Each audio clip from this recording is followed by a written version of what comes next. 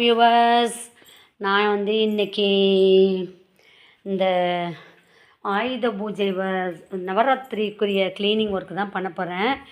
நான் ஹாலில் எல்லாம் க்ளீன் பண்ணிட்டேன். ஒட்டுறெல்லாம் ஃபால் சீலிங்லாம் ஒட்டுற இந்த பனியன் துணி வச்சு தான் துடைச்சேன். ஏன்னா மற்ற துணினா ஃபால் சீலிங்கில் அழுக்காக இருக்கும். அதனால் நல்ல வெள்ளை கலர் பனியனை வச்சு நான் துடைச்சிட்டு ஹாலை ஓரளவு க்ளீன் பண்ணிட்டேன். நம்ம ஹாலை எப்படி டெக்கரேஷன் பண்ணணும் அப்படின்ட்டு நான் வீடியோ சொல்கிறேன் ஐடியா. இப்போ எங்கள் ஹாலில் ஒயிட் கலர் சோஃபா தான் இருக்குது. இந்த ஒயிட் கலர் சோஃபாவில் நம்ம இப்படியே உக்காந்துட்டோன்னு வச்சுக்கோங்களேன், இந்த எண்ணெய் கரெல்லாம் இதில் பட்டால் கருப்பாக அசிங்கமாக இருக்கும். நம்ம வாஷ் பண்ண முடியாது, பழைய சோஃபா மாதிரி ஆகிடும். அதனால் கண்டிப்பாக இந்த சோஃபாவுக்கு பேக்கில் கவர் போட்டே ஆகணும். அதுவும் இல்லாமல் இந்த ஹேண்டில்லையும் நம்ம கவர் போட்டே ஆகணும். அதுக்கப்புறமா நம்ம கோல்டும் ஒயிட்டோன்ற காம்பினேஷனில் போடும்போது இப்போ எங்களுடைய சோஃபா கோல்டு கலர், அந்த கோல்டு கலரில் அதனோட லெக் இருக்குது, அந்த புஷ்ஷு.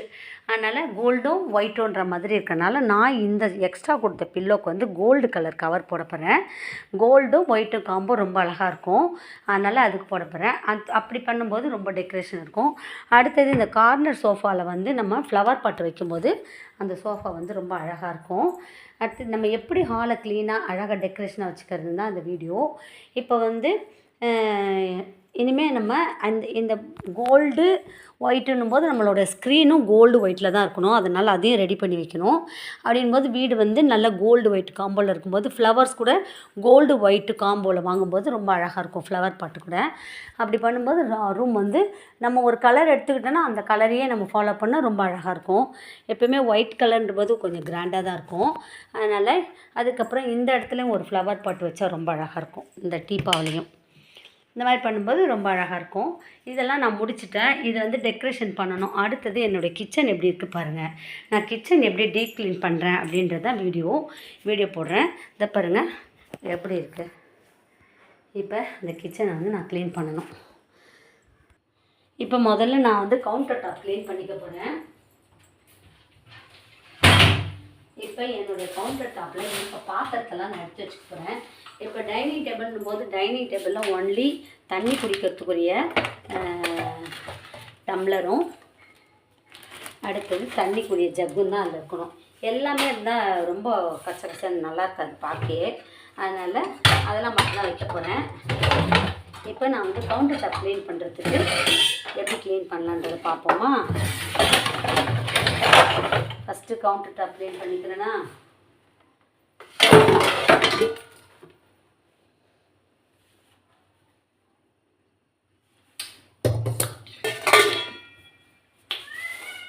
நேற்று ரசம் நல்லா தான் இருக்குது ரசம். பாத்திரத்தை எடுத்து வச்சிட்டாலுமே க்ளீன் ஆகிடும்.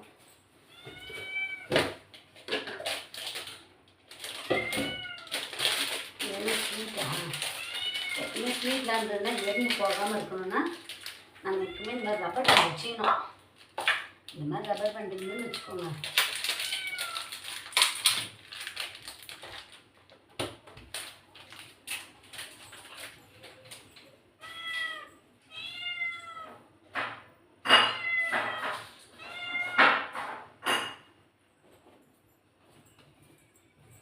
இந்த பாத்திரத்துங்களெல்லாம் எடுத்துட்டாலுமே கவுண்டர் டாப் க்ளீன் ஆகிடும். இந்த பூனை இந்த இதுக்காக கத்துது. மீன் வாங்கிட்டு வந்துட்டா மீன் வாசனை கத்துது. இப்போ நான் இதெல்லாம் எடுத்து இந்த பிரிஞ்சி அதெல்லாம் ஒன்றா போட்டுக்கிறேன். எப்பயுமே தண்ணி போட்டுக்கும் போது நமக்கு ஈஸியாக இருக்கும். ஒரே பேக்கெட்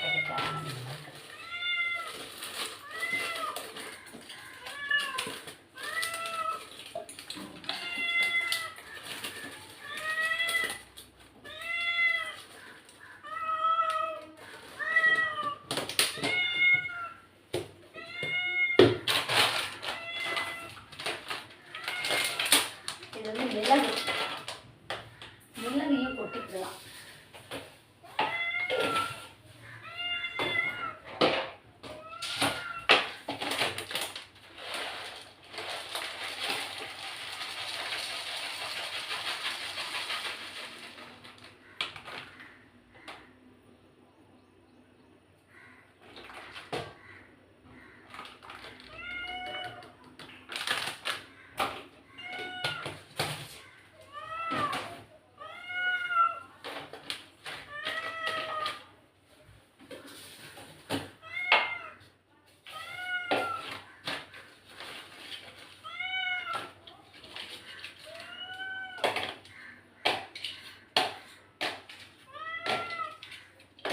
இது பட்டை.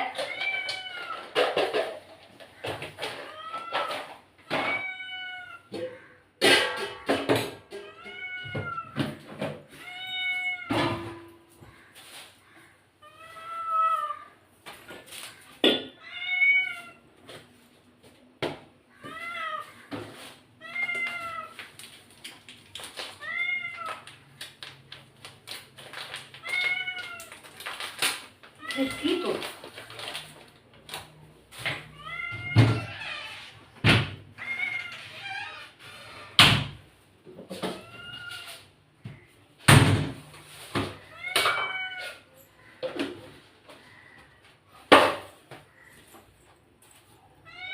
இவ்வளோ க்ளீன் பண்ணுறதுக்குள்ளே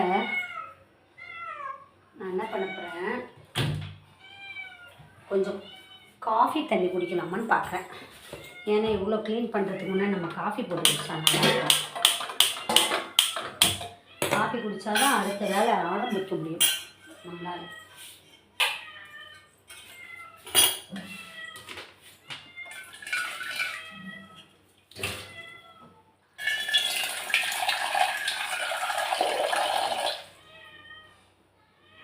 நான் இப்போ என்ன பண்ண போகிறேன், இந்த கிச்சன் கவுண்டர் டாப்பு கிச்சனில் டீப் க்ளீன் செய்துட்டு நான் சமையலும் பண்ண போகிறேன்.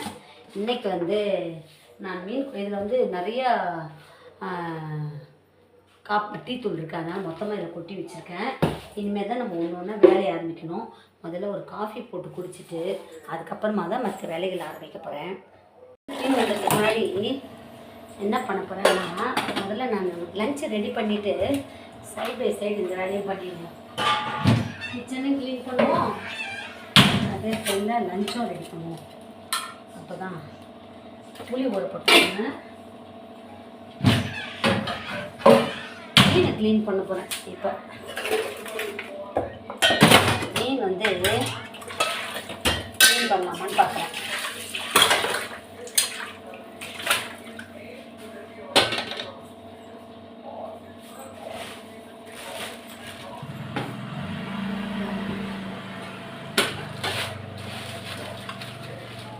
மீன் தெரில, கிழங்கானான்னு தெரில, கிழங்கா மீன் தான் நினைக்கிறேன்.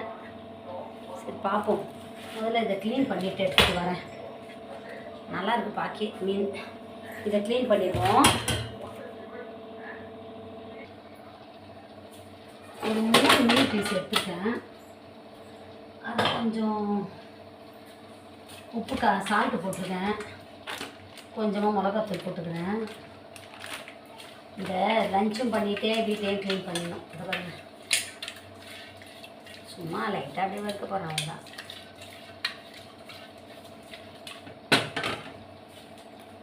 இப்போ இது ரெடியாக இருக்குது. அரிசி ஊற வச்சுருக்கேன், புளி ஊற வச்சுருக்கேன். இனிமேல் மீன் வாஷ் பண்ணிக்கிறேன். இனிமேல் சாம்பார் வெங்காயம் கட் பண்ணிக்கிடணும். சாம்பார் வெங்காயத்தை கொஞ்சோண்டு கட் பண்ணிக்கிடுவோம். இதெல்லாம் நம்ம மிக்ஸி ஜாரில் போட்டு அரைக்க போகிறோம்.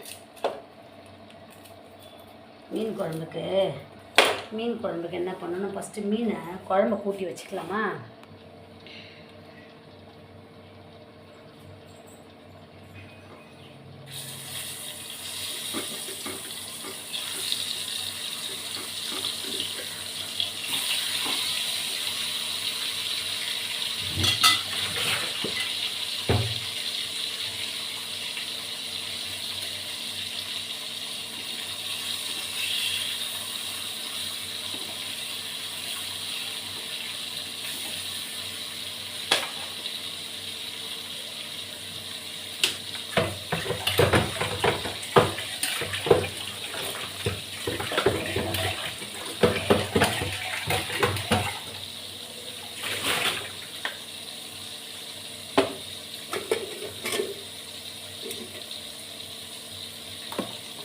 சாம்பார் வெங்காயம் மிக்ஸி ஜாரில் போட்டுக்கிறேன்.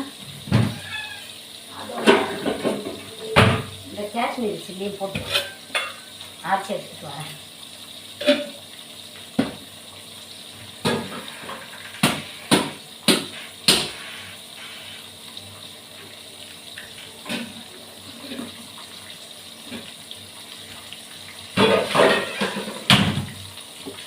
அரைச்சி எடுத்துகிட்டு வரேன்.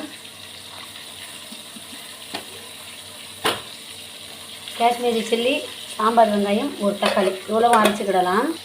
மீன் வறுத்தாச்சு. அடுத்தது சிம்பிள் மெத்தடில் தான் நான் சமையல் பண்ணுறேன்.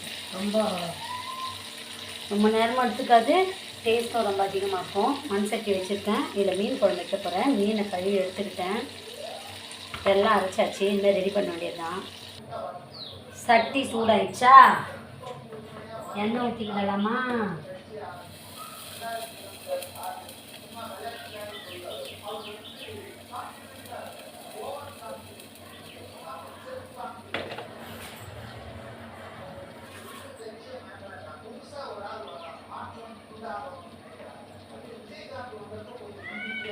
எண்ணெய் ஊற்றிக்கிட்டேனா?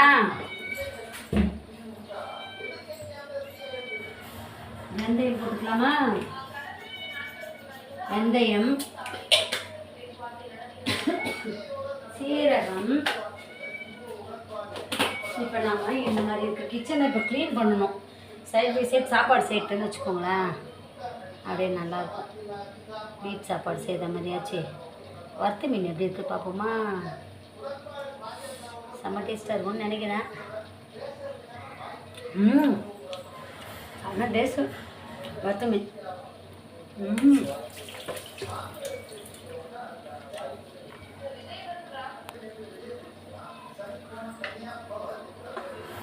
வெங்காயமும் கருவேப்பிலையும்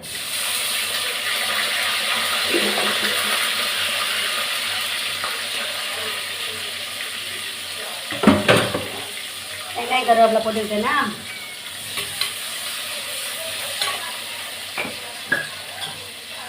கல்லுப்பு. எப்பயுமே வெங்காயம் போடும்போதே கல்லுப்பு போட்டு வதக்கணும். அப்போனா வெங்காயமாக சீக்கிரமாக வதங்கும். அதான்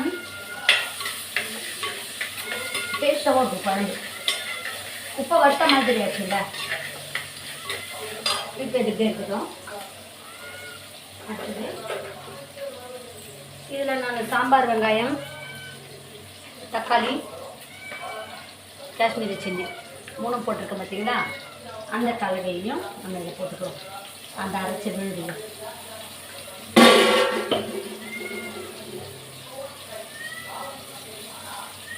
இதுவும் நல்லா வதங்கட்டும்.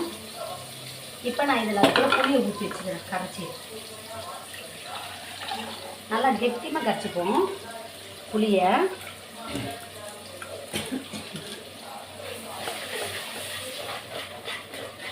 எல்லாம் நல்லா வதங்கட்டும். புளியை கரைச்சி ஊற்றி ரெடி பண்ணி வச்சுருவோம். நல்லா வதங்கிடுச்சு. நான் இதில் கொஞ்சோண்டு குழம்பு போட்டுக்கிறேன். புளி ஊற்றி விடலாம். நல்லா கெட்டியமாக வரட்டும். நம்ம மீனை போட்டு இறக்க வேண்டியதுதான். நல்லா கொதிக்கட்டும். இது பச்சை மிளகா போட்டுடலாம். எப்பயுமே மீன் குழம்பு பச்சை மிளகா தான் ரொம்ப டேஸ்ட்டாக இருக்கும்.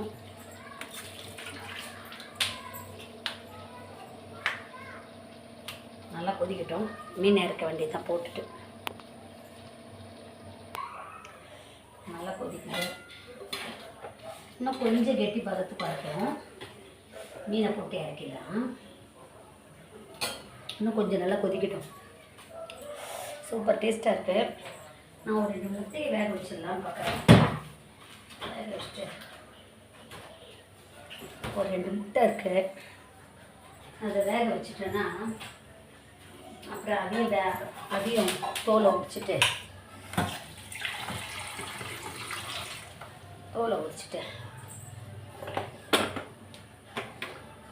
மீன் குழம்புல போட்டுடலாம். நல்லா கொதித்து வேகட்டும். கெட்டி பதத்து வரட்டும். குழம்பு கெட்டி ஆயிடுச்சு, போதும். இப்போ அதில் நான் மீன் போட்டிருக்கிறேன். அப்போ தான் உப்பு பிடிக்கும்.